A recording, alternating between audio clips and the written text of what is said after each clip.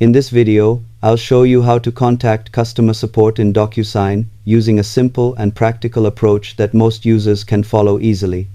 After logging in, head to the Help or Support section where you'll find options like live chat, help articles, and sometimes ticket submission depending on your plan. The Message Us or chat feature is usually the fastest way to reach a representative, especially for urgent issues.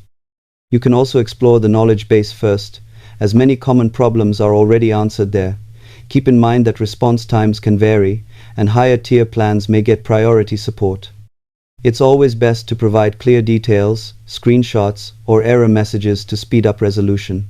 Overall, Docusign offers multiple ways to get help, but your experience may vary depending on the issue.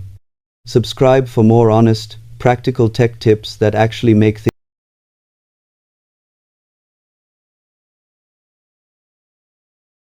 things easier.